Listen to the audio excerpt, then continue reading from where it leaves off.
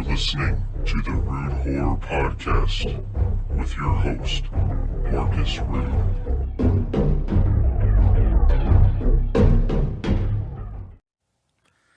Hello, everybody.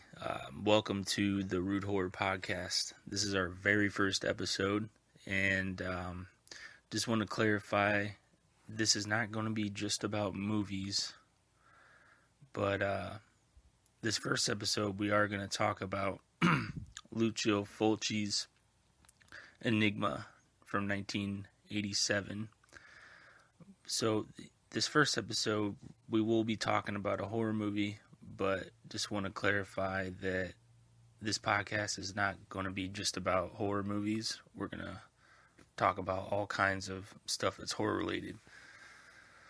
So, before we dive deep into what is Enigma, I just wanted to mention a couple of things that are going to be going on around my local area, which is the Quad Cities. So if you're from around this area and you like horror-related stuff, you might want to check this out. All Senses, Wake Brewing, Ragged Records, and Music Midwest Monster Fest presents Fabio Frizzi. He'll be performing live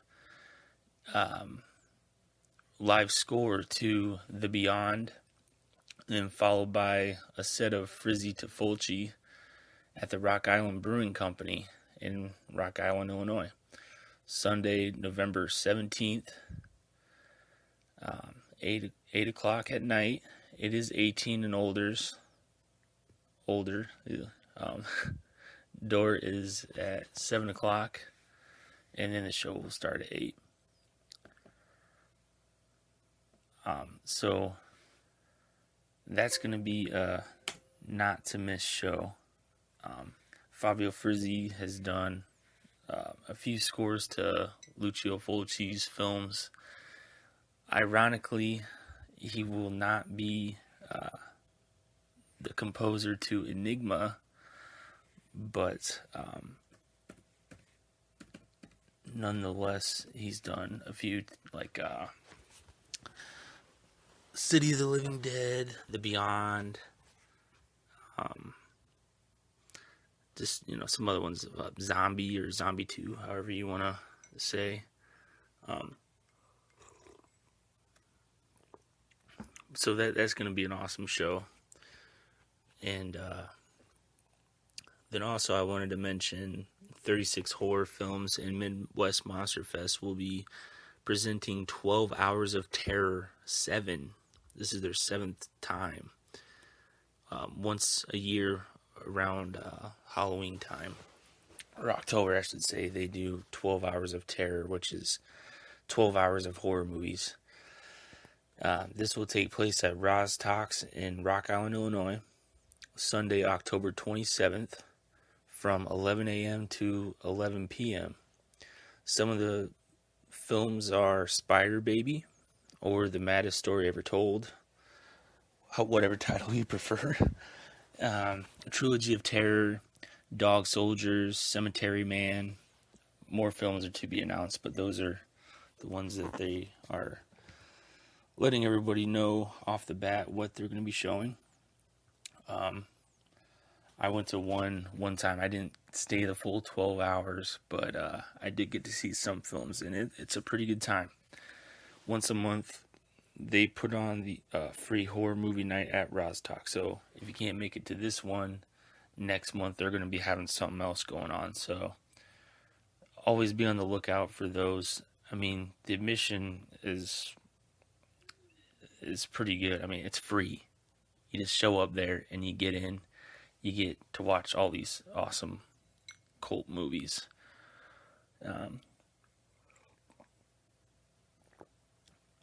So definitely check that out. You can find them on Facebook at 36 Horror Film Club. And I'm sure Midwest Monster Fest will be posting some posts about that too. So go to their page. They also do horror movie, not horror movie convention, but like a horror convention. Their first one was last September, and it was awesome. They had Texas Chainsaw Massacre reunion. Wyatt Weed, he was the boar predator in Predator 2. One of the guys from The Walking Dead was there. I mean, it was a good time. And from the sounds of it, they plan on doing another one next year. I'm guessing probably around the same time. So if you're from the Midwest and you want to go to a different horror convention that isn't Days of the Dead or Flashback, look up Midwest Monster Fest. And I believe their website is midwestmonsterfest.com. And they, they'll post more information, and there's just, other stuff about what they're going to be having there, vendors, film festivals, all kinds of stuff. And like I said, they're on Facebook as well. So if you just go on their website or Facebook, you can find out more information on that. So with that stuff out of the way, we're going to get into what is Enigma. This is a Fulci film that was made later in his twilight years of filmmaking, towards the end of his filming career. My opinion, it's not his best work. There's definitely some cool elements that he put into this film. I mean, it's definitely got some of the signature Fulci, camera tricks. It definitely feels like a Fulci film. It reminds me of Carrie, the film Carrie. Just some of the characteristics that just plays out in this movie, but it's not Carrie. I mean, it's a completely different film. So, and I think Fulci's even cited that he got some of his influences was from Carrie, and then some people would say this movie's like Patrick. I've never seen Patrick, so I can't really shed any light on what the similarities are on that one. But yeah. So I really don't want to blab on about Fulci because like his, everybody knows his films, or at least if you're into horror, some of his movies like Zombie 2, whatever title you want to say, City of the Living Dead, The Beyond, Cat in the Brain, House by the Cemetery. I mean, he's done a lot of horror movies that people hold on to greatly and appreciate his filmmaking.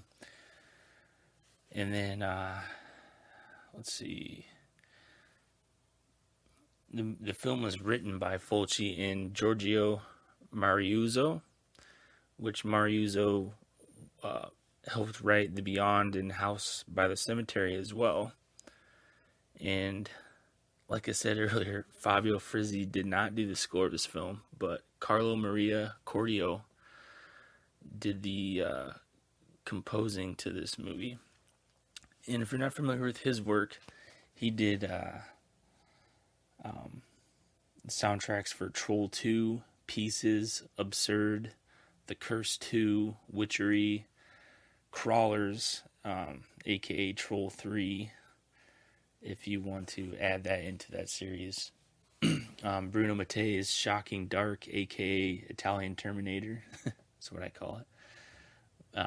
Zombie 5, and another Fulci film, Sodoma's Ghost. Sorry if I butchered that. And just so many other Italian horror movies to name. The list just goes on. But we might even go back to him on another episode just because he's done so much. But we're going to talk about Enigma, so I hate to just carry on about a specific person. The cinematography to this movie, Luigi Siccaresi, sorry if I butchered your name, He also did cinematography for Zombie 4, Demonia, which is another Lucci film. Lucci, oh my god. Fulci? I can't even talk today. Cruel Jaws, Scalps, and just some other horror movies in Italian films. Some of the notable casts, I didn't want to get too crazy with this, but I wanted to mention Jared Martin. He played as Dr. Robert Anderson in this film. He was also in Westworld. He's been in a few other Italian movies, but I wasn't really familiar with him, so I'm not gonna mention anymore. And then we got Laura Lamberty, who plays as Ava in the movie. She was in I've never seen it, but I think it's pronounced Red Sonja. It's an Arnold Schwarzenegger film, like Conan the Barbarian. I don't even know if it's even tied in with that. I'm not really familiar with that film. I'm sure some of you guys could tell me, yeah, man, it's part of that series. And then she's also in A Blade in the Dark, which is another horror film. And then I know I'm going to butcher this name.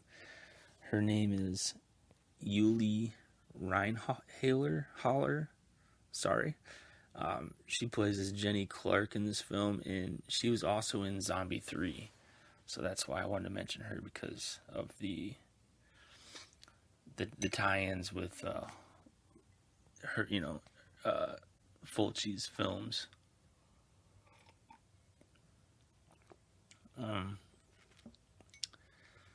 So, yeah, I mentioned that Fulci acknowledged the influence of Carrie while making the film. And he said that it's one of his best films in recent years, which I'm not going to argue with that. It's towards the end of his career, so I mean, it wasn't like he was making, his earlier stuff was some of the greatest stuff, like Zombie, City of the Living Dead, New York Ripper. Those were some of his masterpieces. So for him saying that this is one of his best films in recent years, I'm not going to argue with that, because I mean, this movie was pretty good. I wouldn't say it was his best, but so there is some scenes in this movie where this just, like the snail scene specifically, was something something that's never seen before. It's crazy. But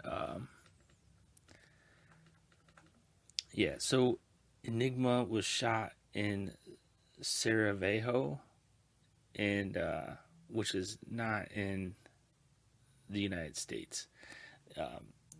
This movie takes place in Boston, Massachusetts, but you can definitely tell this was not filmed in Boston. And this is a dubbed movie, so none of them are speaking English at all. So yes, this is an Italian film for sure. But let's see. So this movie, bear with me for a second.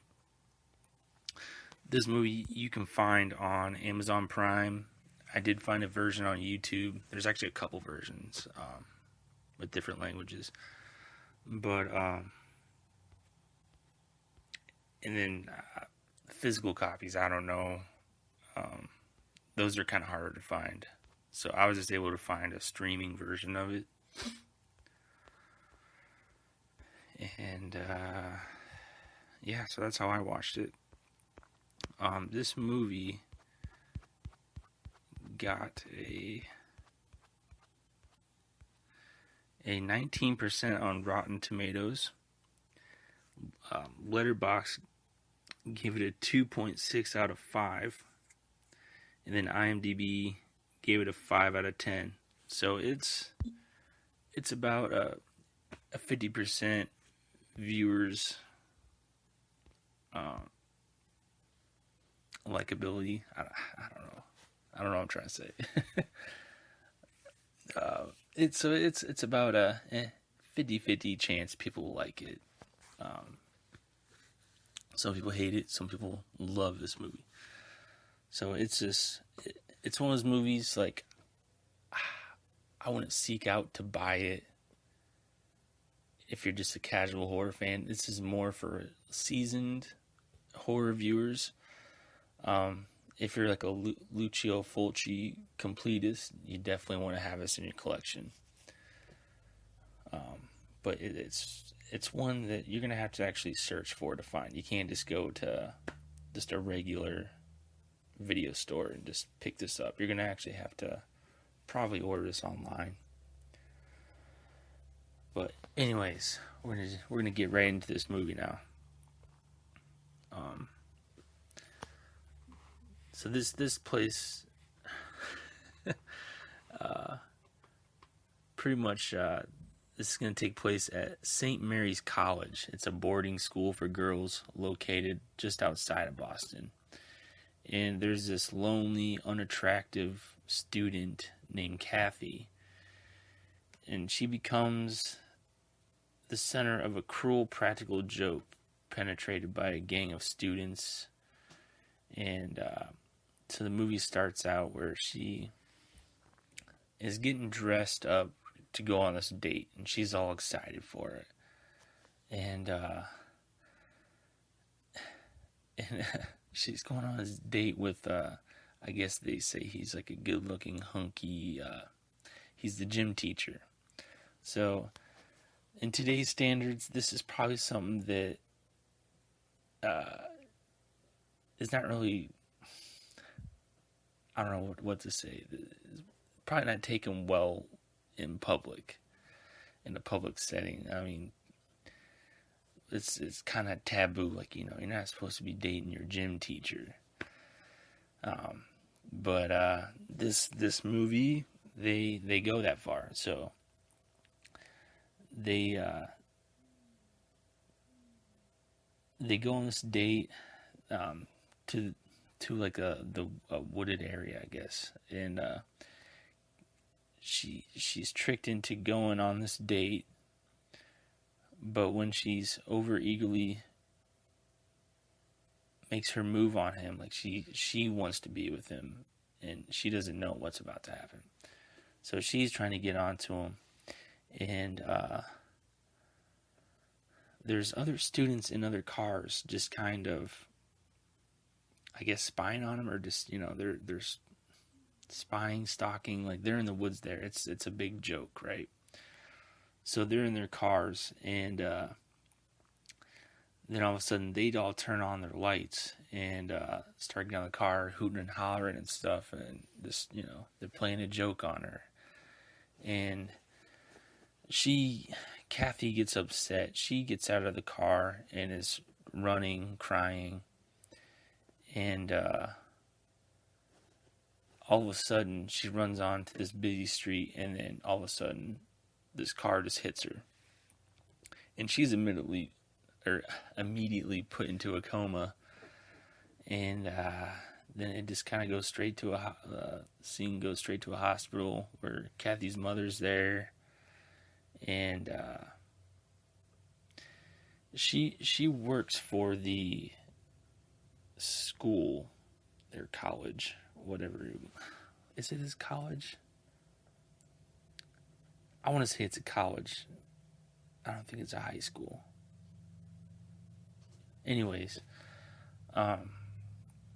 she's actually like the janitor that works there, and so basically, how Kathy was able to be in this school was because her mom was the janitor, and it was kind of like one of those things where she is only in the school because her mom works as a janitor, so it's kind of like a payment kind of type deal. And she is one creepy mom. She looks like she's possessed, just walking around this college or high school, whatever it is. If it's a private school, I don't know exactly. But then all of a sudden, since now she's put into a coma, there's a new girl that arrives, and her name's Ava Gordon. And she pretty much just takes place of Laura. And this is where I had a hard time following, because it was almost as if Kathy is now Ava. So there's some scenes of Ava walking up to the school, and it would just kind of like flash Kathy on the screen as Ava's walking, like to take Ava's place. And so it would kind of go back and forth. There's Kathy, there's Ava, there's Kathy, there's Ava. So it gives you the information that Kathy is now Ava. So somehow she's telepathically, like telekinesis, magic, something is there to where she's now taken over Kathy. Like, not all the time. It's just like whenever she wants to become her, she becomes her. And so it's kind of weird to follow, but I mean, when you're watching the movie, it just kind of clicks together.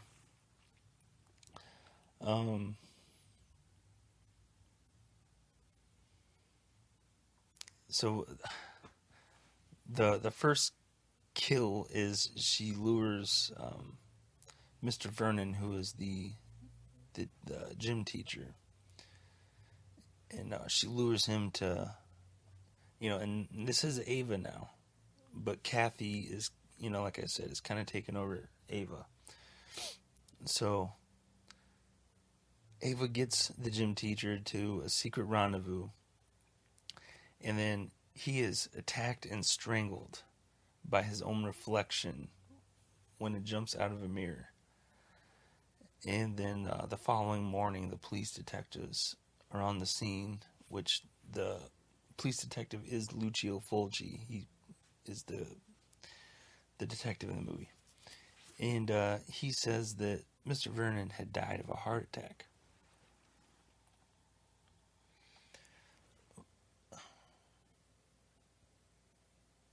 Then the following night, another girl, an antagonist that was a part of the hazing or teasing of Kathy, that helped set up the date. She is attacked on her bed, and she is suffocated to death by an onslaught of snails that appear then disappear. And the police have no explanation about why she died. Now, this scene did not make fucking sense to me. I'm like, it's a scene you have to watch, but it did not make sense to me, because I don't know if there was some kind of magnetic force that Kathy had put on her to where she couldn't move, but this seemed to me like she's laying in bed asleep, and she's in the nude. I mean, of course they had to have a scene like that. But all of a sudden these snails appear, and they're all over her body a little at a time, and then as the scene progresses, more and more appear. But in the middle of these snails all over her body, she wakes up and is like, yelling and crying out. But I'm thinking, can't she just get up and shake these fucking snails off? I mean, it just didn't make sense to me. She just kind of laid there screaming and just let them, I guess, suffocate her, because eventually her whole body is just covered in these snails. So that didn't add up to me. I mean, there has to be something there where caused her to not get up, because otherwise there's no reason why she couldn't live through that. Alright, I'm spending a lot of time on here. I'm trying not to make these episodes super long, so I was trying to think of maybe having these like half-hour episodes, so I'm already at 24 minutes. I need to try to wrap this up.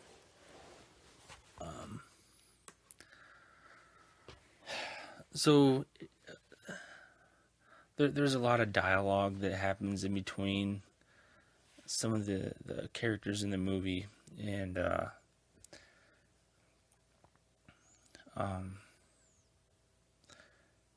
let's see.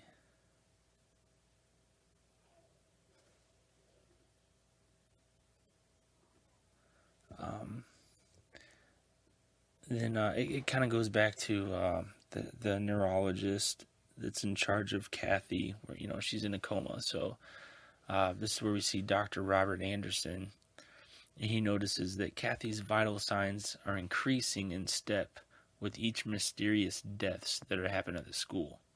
So somehow he's kind of putting all the pieces together when he's kind of going out on a whim, really, because it's kind of like, how could you just put this together? But I mean, it's a movie, so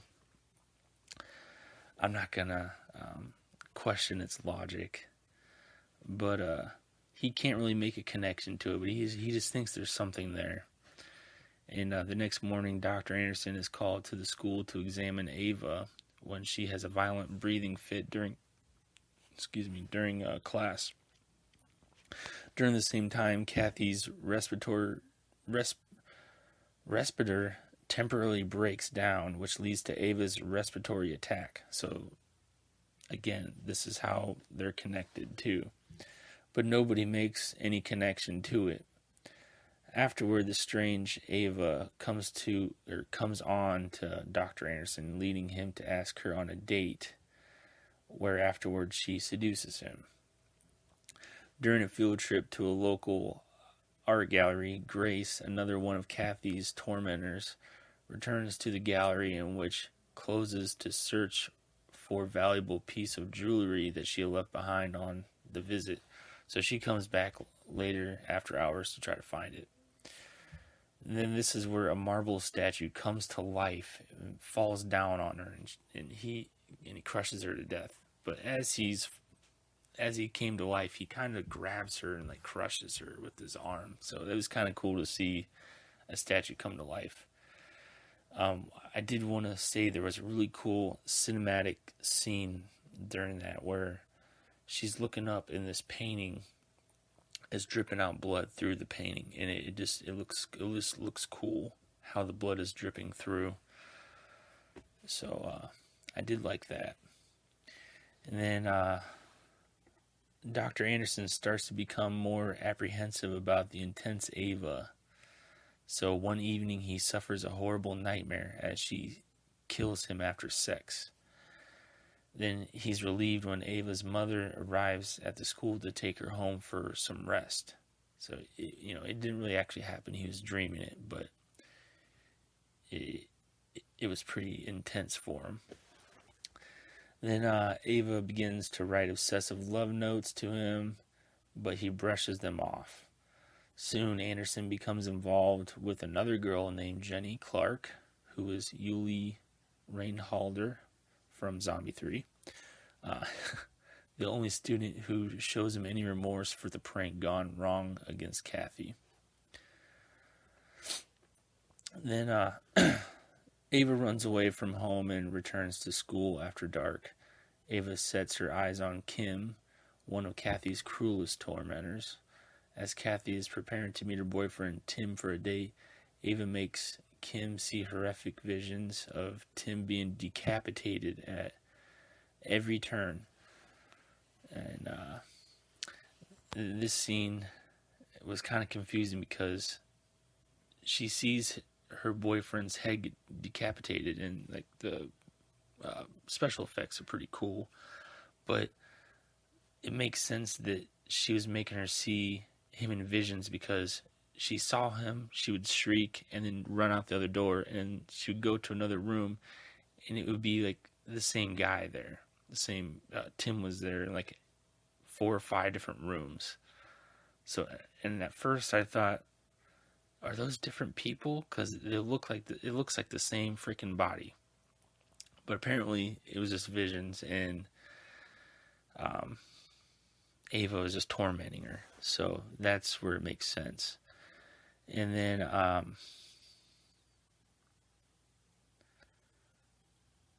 And then Kim suffers an anxiety attack, and then in attempting to flee from the gory visions, she actually falls out of a third floor window to her death. She, just was too crazy for her, so she just fell out of a window. Okay. Tim arrives seconds later and looks out to an open window and sees Kim lying there dead on the pavement below. Tim is decapitated when Ava commands the window blind to fall down on his head, which it's a pretty cool gore scene right there. And then Ava quietly leaves the building while Kathy's mother, Mary, watches from a distance. And you think that Kathy's mother is going to play a big part in this, like a red herring, but she doesn't at all. So, I don't know what some of the build-ups were, because the movie did make Kathy's mother, Mary, look like she was like going to be an antagonist or did like some kind of ritual to make Kathy become the way she is, but that never plays out. So then we finally get to where we're at the hospital. Jenny arrives for a late night date with Dr. Anderson when she gets lost in the gloomy lit building. Thanks to Ava using Kathy's magic skills of mind bending, Jenny ends up in the morgue where she encounters Ava. The possessed girl grabs a scalpel and threatens to kill Jenny for taking away her man. But Anderson arrives in time to intercept the slash of the scalpel, but gets badly slashed on his forearm. As Ava raises the scalpel to stab them both, she suddenly freezes and gasps for a few seconds and falls to the floor dead. Ooh. Upon in Kathy's hospital room, her mother has pulled out all of her IVs and removes the respirator and turns off her life support. Appalled at the supernatural malice of her comatose daughter, Mary has somehow figured out Kathy's connection to Ava and has decided to put her daughter to rest. Kathy's soul rises out of her body as a bright blue light, then floats out of a nearby window and disappears into the sky. So that's kind of how the movie ends right there. It takes her mother to pull out her life support, basically, and then that's it. That ends that. So yeah, that was the end of that movie, Enigma, from 1987, but it was later released in 1988 in Italy. I don't know how much this movie grossed. I couldn't really get any information on that. I don't think it did quite well, because it's one of those movies we never really got to hear about.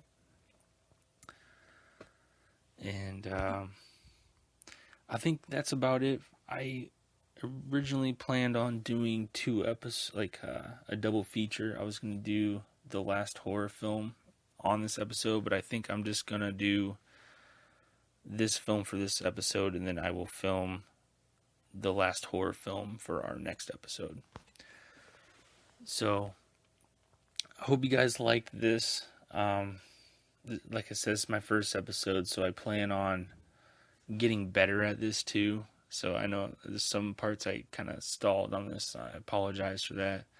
But this is something new for me, and something that I want to try to continue to do on a regular basis. So appreciate it if you guys want to follow, like, subscribe, however you do it on the podcast world.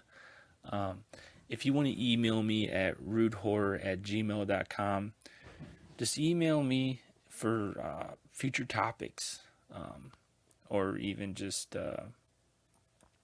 reaching out and be like, hey, just comment on how I'm doing, stuff like that. I mean, I'll just love all you guys' feedback and just try to get better at this. But yeah, I would encourage you to email me about future topics, what I